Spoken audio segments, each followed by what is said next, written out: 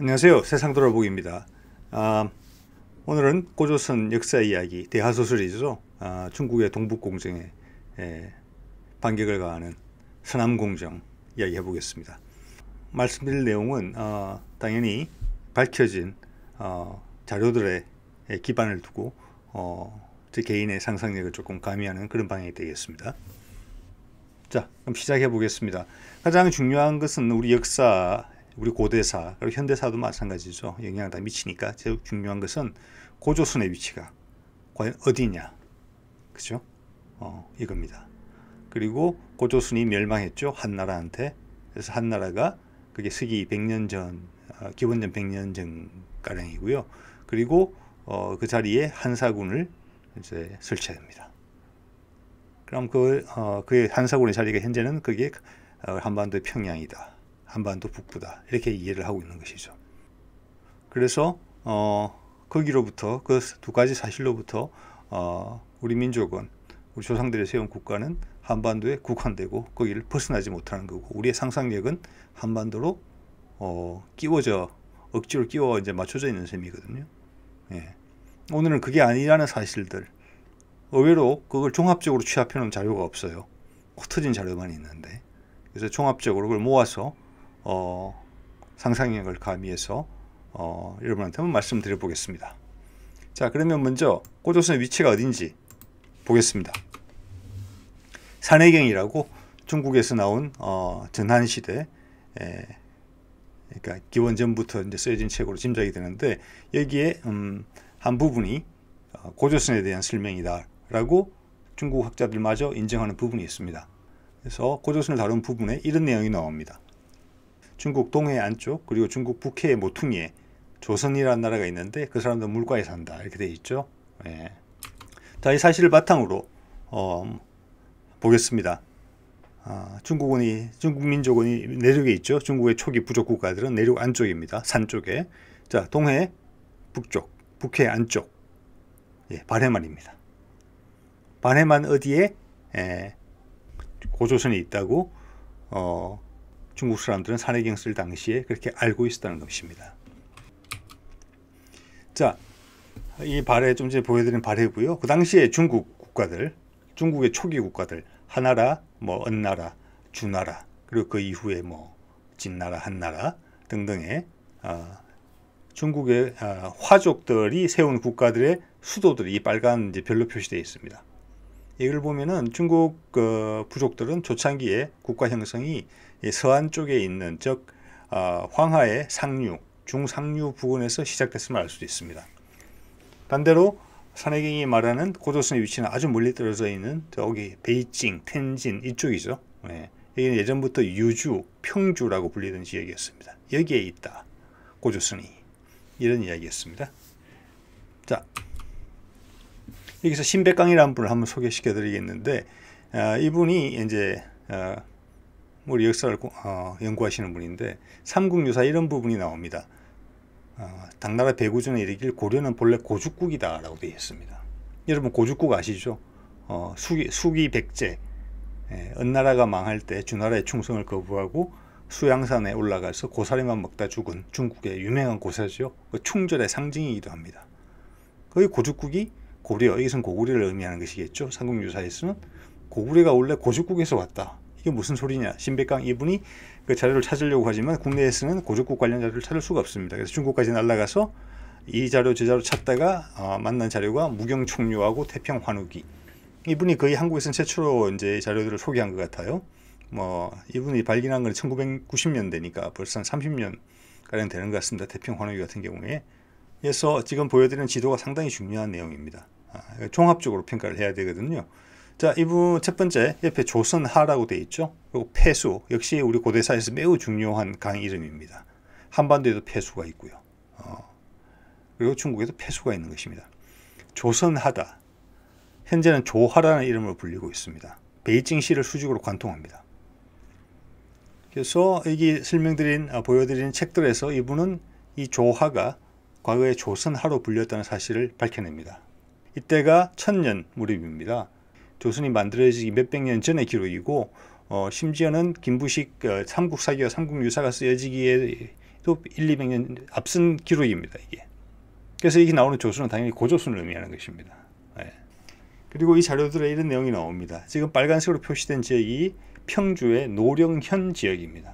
이 노령현에 고죽국이 있고 조선성이 있었다. 현재도 폐성으로 남아있다. 라는 기록을 찾은 것입니다. 예. 조선성이 있고 고죽국이다. 여기다 부연 설명을 합니다. 이 조선성은 기자가 은나라의 귀족이었던 기자가 은나라가 망하자 조선으로 갔다. 기자조선의 이야기죠. 여러분 들어보신 분 있을 겁니다. 그래서 그 간 곳이 이때까지는 평양성으로 비정되고 있습니다. 즉 대동강유역에 있는 한반도의 평양성입니다. 그런데 여기에 태평 환우기에 제자가 이렇게 이야기합니다. 송나라 시대거든요. 이때가 조선성이 있는데 이 조선성이 기자가 봉함을 받은 곳이다 라고 이야기를 정확하게 합니다. 그 지역이 고죽국과 겹칩니다. 같죠? 고죽국에 있는 수기 백제도 은나라가 멸망을 했을 때, 망했을 때 이어받은 주나라에 충성하기를 거부하고 숨어 들어간 곳이 고죽국입니다. 즉 이 지역은 고죽국은 조선의 제후국이었던 것입니다. 그래서 이것은 이제 중국의 간접적인 사료들을 바탕으로 인해서 여러분들께서 이 지역이 고대 조선의 제후국 아니면 고조선 그 자체이거나 아니면 고조선의 제후국 중에 한 군데의 수도가 있었던 곳으로 생각해 오던 그런 부분이었습니다. 그래서 이제 신백강 이분이 이번에 하신 일은 이 자료를 통해서 하신 일은 그거를 중국적 사료를 통해서 정확하게 지적했다는 것입니다. 점을 찍은 것이죠. 활용점정인 셈이죠. 그래서 전국 시대에 연나라가 이제 등장했을 때는 그 조선하를 경계로 연나라와 이제 조선이 이제 서로 기대고 있었다는 그런 설명을 하고 있고요. 그런데 조선의 이제 역사는 그것보다 훨씬 기니까 조선하가 경계에 있는 강 이름을 조선하라고 짓지는 않았을 것입니다. 그래서 원래는 이 내륙에 있었던 것이고 조선의 세력이 위축되기 시작하면서 그게 나중에 경계선으로까지 밀린 것이죠. 그렇게 보시는 게 타당할 것 같습니다. 자, 아까 말씀드린 산해경에서 조선의 위치에 대해서 이야기를 하면서 곽박이라는 사람이 이제 줄을 답니다. 276에서 324년 사이에 산 사람이죠. 조선은 낙난군이다. 어떻게 보면 당연한 이야기입니다. 한나라가 조선을 멸망시키고 설치한 것이 낙난군이고 이때까지는 그게 대동강 유역에 있다고 생각했는데 아닌 것이죠. 그게 중국 텐진 북부에 있는 것이죠. 평주라고 불리는 지역에 있는 것입니다. 그럼 다 설명이 됩니다.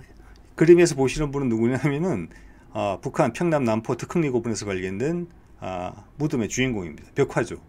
그래서 이 사람이 쭉 맡았던 관직이 적혀 있는데 제법 높은 신분의 사람이었던 걸 알 수 있습니다. 벽화가 있을 정도니까 유주 자살을 맡았어요. 332에서 408년의 기간 동안 살았던 사람인데 유주라 하면 현재 베이징을 의미합니다. 그래서 이걸 놓고 해석이 분분해요. 근데 주류 사학계에서는 이렇게 이야기를 하는 것이죠. 그 당시 고구려 광역하고는 전혀 베이징 지역과는 상관이 없는 것이니까 여러 이유를 찾아서 이 사람은 중국 사람일 가능성이 있고 고구려에 귀화한 사람일 수가 있고 고구려에 귀화하기 전에 중국에서 맡았던 관직이 있을 수 있다. 이런 애써 설명을 합니다. 그런데 고죽국은 그 명칭이 고죽이라는 사람이 왕이 됐었기 때문에 고죽국이 된 거거든요. 고씨거든요. 그 상부 유사에 나와 있지 않습니까? 고구려는 고죽이다. 그리고 그게 조선성이 있는 위치였습니다. 즉 고조선의 기반이었고 그 기반 중에 고구려의 족속들과 친연성 있는 부족들이 거기에 자리를 잡고 있었던 것입니다. 그래서 고조선이 와해된 이후에 고구려가 다시 이제 일어서면서 그 고토 회복을 부르짖죠. 옛날 자기 땅을 탔겠다는 겁니다. 낙난군을 치죠. 그래서 낙난군을 다시 복속시킵니다. 그게 고려 태조 때 서기 100년에서 150년 사이에 벌어진 일입니다. 자, 오늘 저희가 이야기하고 있는 정보를 바탕으로 뒀을 때 유주 자사가 고구려에서 나올 수 있는 입장입니다. 유주는 조선성 고죽국의 바로 옆에 있는 곳이죠. 베이징이. 예. 저 고구려 사람이 그곳에 파견돼서 유주자사의 직함을 가질 수 있는 상황이라는 얘기를 제가 오늘 드리는 겁니다.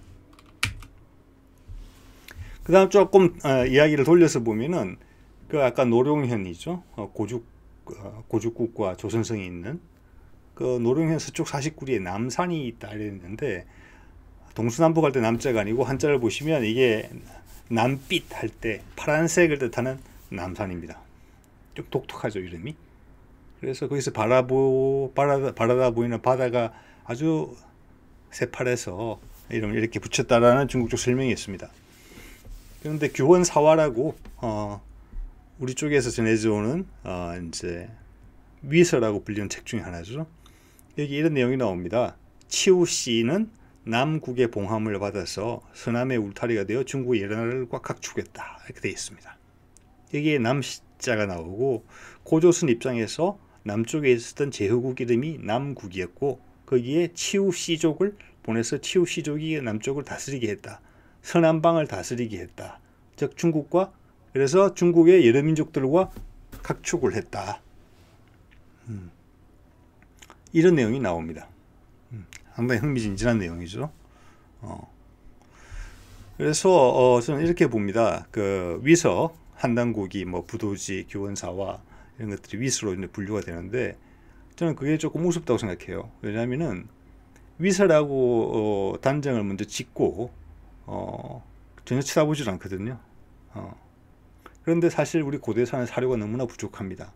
나라들이 많이 쇠락했고 쫓겨나왔기 때문에 손에 잡은 자료가 없죠. 삼국유사하고 삼국사기밖에 없습니다. 나머지는 전부 다 중국 사료에 우리가 기대해야 되는 입장인데, 우리나라 사람이 쓴 관리된 자료가 있으면 그게 아무리 이상한 점이 많다 손치더라도 거기서 뭔가 실마리를 잡으려는 노력들을 하면서 자료를 면밀히 비교해보는 작업은 반드시 필요한 것인데, 그 접근 자체를 회피한다는 것은 상당히 안타까운 일이죠.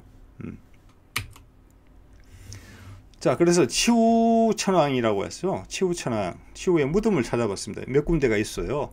탕록, 베이징역 탕록에도 있고, 그 다음 산동성에 제가 보기로 최소한 2군데 이상이 있는 것 같습니다. 뭐 중국 쪽 기록을 보면 사지를 잘라서 다시 태어날까봐 이게 헛것을 묻었다는 것이죠.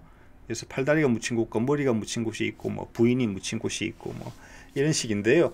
어쨌거나 치우의 후손으로 일컬어지는 묘족들이 아직도 치우 묘에 가서 제사를 지냅니다.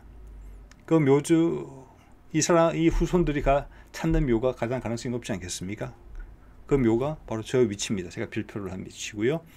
중국 부족들의 핵심 거점과 상당히 가깝습니다. 자, 우리나라 대통령이 죽었는데 그 묘를 일본 땅에 쓰지는 않겠죠. 다른 나라 땅에. 즉 치우 무덤이 있는 곳은 즉 산동성 끝자락까지는 그 당시 치우가 맡았던 고조선의 그 제후국가의 영역에 포함되는 곳이었다라고 봐야 되는 것 같습니다. 자, 고조선의 특징 유물이라고 볼 수 있는 비파형 동금의 분포도입니다. 그리고 보면은 이제 고조선의 발해에 위치했던 그 고조선 제후국의 북방에 상당히 많이 발견됨을 알 수 있고, 그 핵심적인 가운데가 제가 홍산 문명이라고 표시를 했죠. 중국의 언어 황하 문명보다 1-2천 년 이상 앞선다고 밝혀져 있는 홍산 문명입니다. 예전에 고조선이 한반도에 있다고 봤을 때는 홍산 문명은 당연히 중국 문명이죠. 근데 고조선의 위치가 발해만에 제후국이든 메인은 주 수도는 어디 있는지, 아사들이 어디 있는지는 정확히 모릅니다만은, 고조선의 수도도 사실 몇 차례 이제 바뀐 걸로 되어 있습니다. 그 중에 하나가 이제 아사달인 것이죠. 그 아사달은 분명 지금 아까 앞에 보여드렸던 노룡현은 아닐 것입니다. 그래서 홍산 문명 그 근처에 어디가 아닐까라는 추정도 있고, 백두산 근처라는 그런 추정도 있고, 뭐 그런 거 아니겠습니까? 그래서 홍산 문명에서 우리는 1-2천 년 이상 더 빠르게 문명을 만들었고, 당연히 문화적으로 기술적으로 우위에 있었을 것입니다. 그래서 치우천왕의 그 금독제, 그 당시 청동기겠죠. 청동기제 투구와 무기를 보고 중국 사람들이 놀란 거 아니겠습니까? 이기 힘들고. 그래서 그런 문화에 앞서갔기 때문에 그 문화가 치우의 제후국이 뻗어나간 것처럼 중국 문화한테 큰 영향을 주게 됩니다. 농업기술, 그리고 수리, 그 다양한 문화적인 부분에서요. 그래서 이거는 이제 비파형 동검이기 때문에 중국으로 보자면은 고조선 초기부터 고조선 중기 정도의 고조선 강력과 이제 상관이 있는 유물이다 이렇게 보시면 되겠습니다. 그다음 명도전이죠. 이거는 기원전 4세기, 3세기에서 100에서 한 200년 가까이 사용된 화폐입니다. 이게 명도전이라는 것은 이게 뭐 명도라는 한자가 적혀 있는 건 없습니다. 어떤 기호가 있는데 그게 글자인지 글자인지 아니면 기호인지도 지금 구분이 안 되고 있는 상황이고요. 예전에 보면 한반도 북부에서 조금 발견되고 대부분이 만주 지역입니다. 발해만 인근을 포함해서 당연히 예전에처럼 고조선이 한반도에 있다고 비정을 하면은 이거는 우리나라 화폐가 아닙니다. 당연히 옛나라 화폐로 지금도 얘기하고 있죠. 옛나라. 그 옛나라가 이 지역에 있다는 것도 사실은 믿기 어렵지만 아까 보시다시피 옛나라는 발해만 쪽을 확보한 적이 별로 없고 짧게 확보를 하더라도 이만큼 고조선과 전쟁을 하는 나라인데 이만큼 상업활동을 활발하게 해가지고 그 짧은 기간에 100년도 못 미치는 짧은 기간에 이렇게 넓은 광역으로 경제활동을 하기도 했다고 보기도 어렵습니다. 그거는 단지 고조선이 한반도에 있었기 때문에 가능한 설명이었고 고조선이라는 앞선 문명을 가진 국가 체계가 발해만 인근에서 존재했다는 게 확인이 되고 그게 위에 홍산 문화와 연결이 되기 시작하면 훨씬 더 명도전의 분포 상황이 훨씬 더 쉽게 설명이 된다는 것을 알 수가 있습니다. 자, 그러면 그 다음 그 앞에서 보여드린 명도전 같은 경우는 100년, 200년, 길어봤자 200년 정도 쓰이고 없어진 것이죠. 그렇기 때문에 상당히 넓은 지역에서 부포됨을 볼 수 있었습니다. 그렇지만 우리 동이족 계열의 무덤 양식이죠. 적석총. 돌을 쌓아서 시체 위에다가 돌을 쌓아서 무덤을 만드는 것입니다.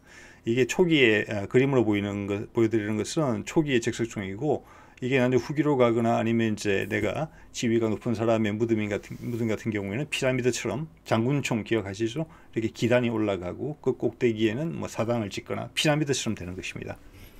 그래서 적석총의 분포도가 이렇게 나와 있는데 산동반도를 포함하는 것으로 알 수 있습니다. 이거는 즉 무덤의 양식이라는 것은 쉽게 변하지 않습니다. 그죠? 수천 년간 똑같은 방식의 무덤을 썼을 겁니다. 그래서 아까 명도전에 200년하고는 큰 차이가 나는 그런 분포도겠죠.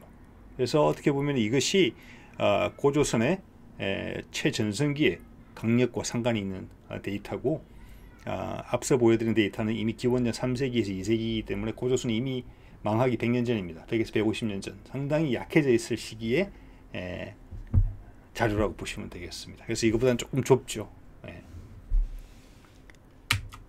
자, 그래서 여태까지 말씀드린 내용을 한번 이제 정리를 해보면은 그래서 뭐 가장 핵심적인 것은 홍산 문명이 중국에서 가장 오래된 문명이고 전 세계적으로도 상당히 앞선 문명이다.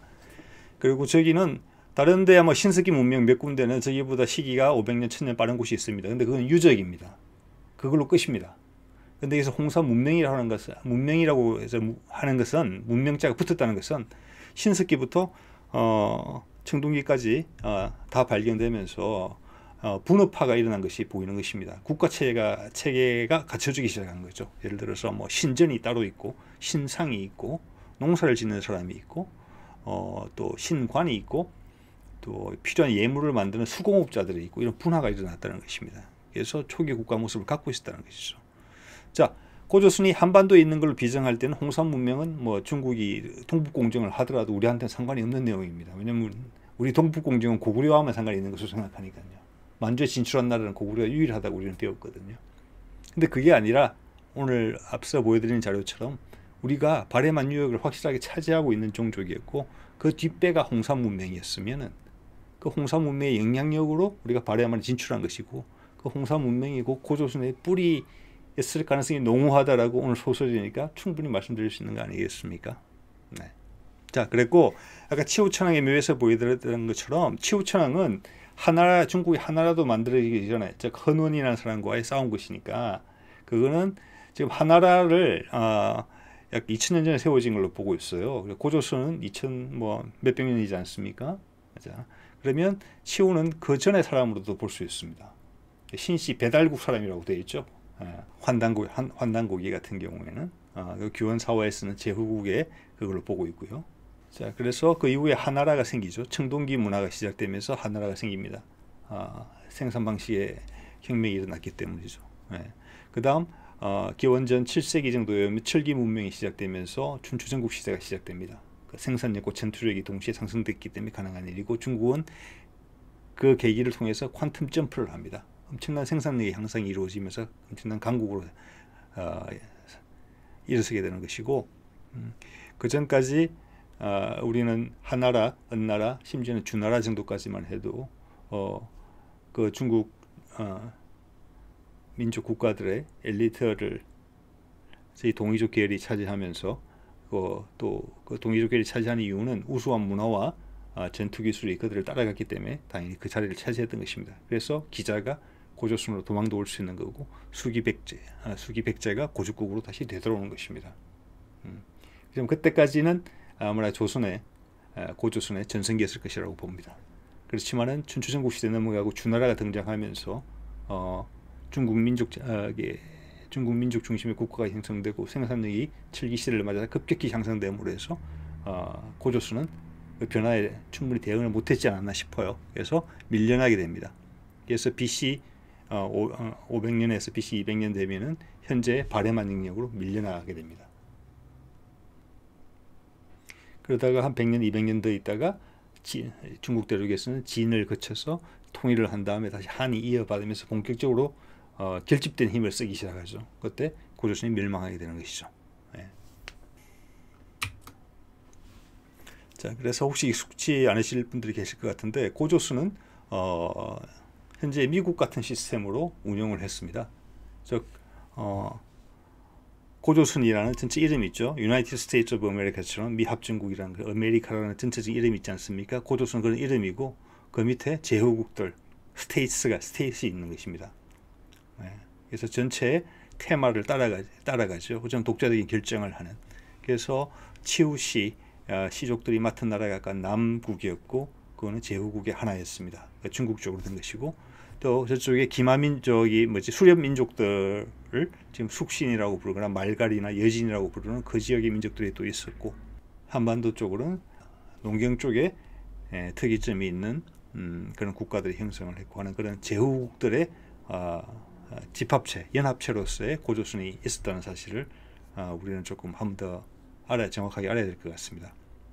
그래서 아까 위만 조선이 한나라에 망했을 때도 사실 고조선 전체가 망한 게 아니라 고조선의 여러 연방체 중에, 물론 그게 가장 강한 연방체였을 수가 있습니다. 중국 본토에 있었기 때문에.